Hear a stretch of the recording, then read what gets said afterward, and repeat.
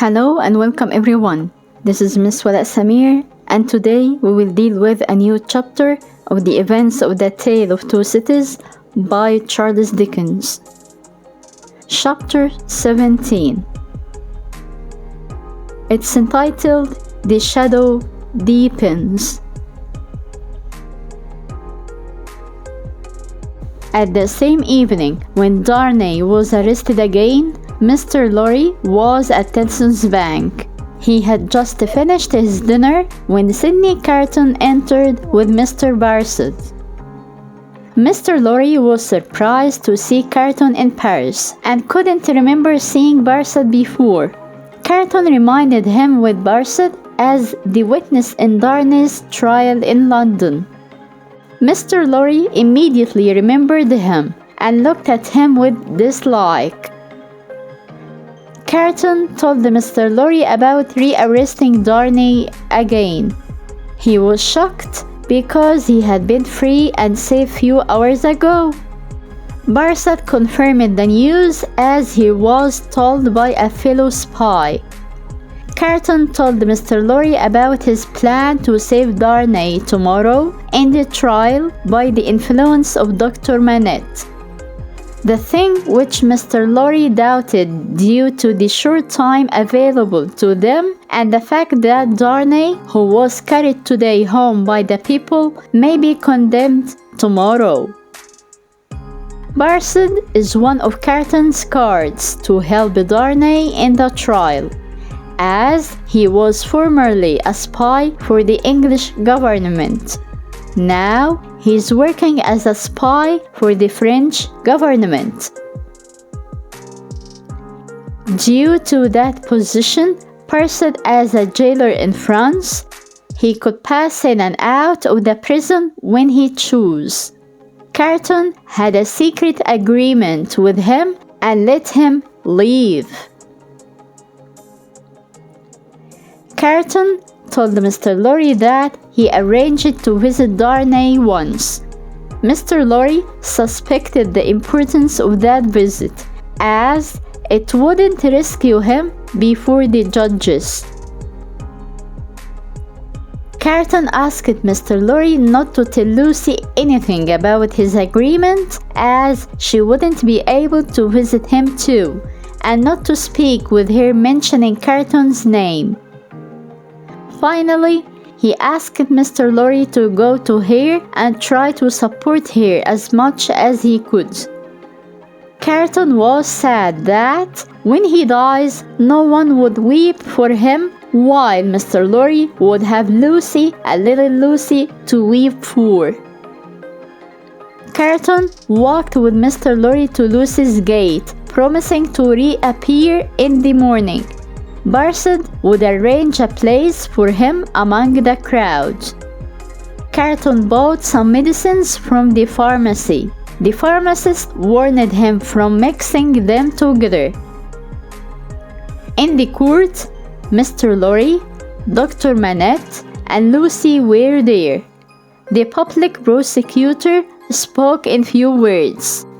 Charles every month, called Darnay, released yesterday, re-accused and taken yesterday, suspected and denounced enemy of the Republic, aristocrat, one of a family of tyrants, one of a race declared to be outlaws for using their position to oppress the people. The three whom openly denounced Darnay were Ernest Devarge, wine shop keeper of Saint Antoine, Thérèse Defarge, his wife, and Alexander Manette, a doctor. On hearing that, Dr. Manette stood up saying, "This is a forgery and a fraud. As Darnay is his daughter's husband, there must be a conspirator who says that Dr. Manette denounces Darnay." The judge silenced him. When he was young, Defarge was a boy in the doctor's service. He told Dr. Manette's story of the imprisonment, of the release, of his state at that time and when the wards delivered him. Dr. Manette was imprisoned in 105 North Tower cell. He forgot his name due to his long imprisonment, and that was the only name he knew. Defarge told the judge about the day in which the patriots broke into the Bastille. He went with another citizen and the jailer to examine the cell very closely. In a hole in the chimney, he found a written paper by Dr. Manette, telling why he was unjustly put into prison. He gave the paper to the judge, which was read in public. Dr. Manette said in his paper, "I write it in the 10th year of my imprisonment. I have noticed that I'll soon go mad. While I was walking by the scene, two gentlemen about my age stopped a carriage, got out of it, called me by name, asked me to go with them as an order, not an invitation. They were armed, so I had no other choice but to obey. The carriage went to the country and stopped at an isolated house. When we got into the house, I heard the cries from an upper room. It was a very beautiful woman, about 20 years old, having a high fever, lying on bed with torn hair, tied arms to her sides with long pieces of cloth. I noticed that the cloth pieces were all part of a gentleman's clothing with letter E on them. When I examined her, she was screaming. Her eyes were wild and repeated, 'My husband, my father, my brother,' and then counted up to 12 and said, 'Hush.' One of the two gentlemen told me that he was her brother, and 12 referred to 12 o'clock last night. She was in this case since about this time last night. Dr. Manette didn't have his medicines or tools to help her, and it would be difficult to find any in this lonely place. The brother brought him a case of medicines from a cupboard.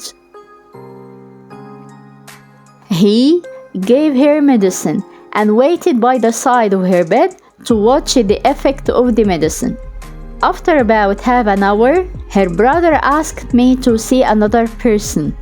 I was surprised and asked, "Is it urgent?" He was a handsome peasant of about 17 years old. He was lying in a back room where hay and wood were stored. He was stabbed by a sword in his chest 24 hours before I saw him. He was about to die, and no one could save him. When I asked, "How has this happened?" the brother said, with no touch of pity or sorrow or human feeling, "A crazed young common dog, a slave. He forced my brother to draw his sword and has fallen by my brother's sword, like a gentleman." The boy's eyes slowly moved to me. "Doctor, they are very proud, these nobles. But we common dogs are proud, too. Sometimes they oppress us, beat us, and kill us. But we have a little pride left. Sometimes." The young man asked about the girl. "Have you seen her?" Dr. Manette answered, "I have seen her." The young man told Dr. Manette her story, that she was his sister, and she married a good young man. One of those two boys was sick at that time, and she looked after him. After many weeks of her marriage, the sick man's brother saw her and admired her. He even asked her husband to lend her to him. She was good and virtuous, so she refused that. What did the two do then? To persuade her husband to use his influence with her to make her willing, they put him in a harness like a horse and made him pull a cart. They kept him out during night and ordered him back to his harness in the day. But he wasn't persuaded. One day, they let him out of the harness to eat. If he could find any food, he souped 12 times and died next to her. Then that man's brother took her by force. When our father knew what happened, he got sick. I took my other sister to a place beyond the reach of this man. I came back last night, climbed in with a sword to get my sister back. When she heard me, she ran towards me. I told her not to come closer until I get rid of him. But unfortunately, he came, fighting me with his whip, then drew his sword, which he was skillful at using it more than me, and attacked me. Just before the young man's death, he cursed the Marquis who did that to his sister, and to him, and to his family. When Dr. Manette went back to the girl, she was still screaming. He knew that she would die soon. He repeated the medicines he had given to her. One of the two brothers spoke to him, saying, "The things that you see here are things to be seen and not spoken of." The girl lasted a week. She refused to tell me her family name. During that time, I noticed that the two brothers disliked me and considered me a problem for what I knew.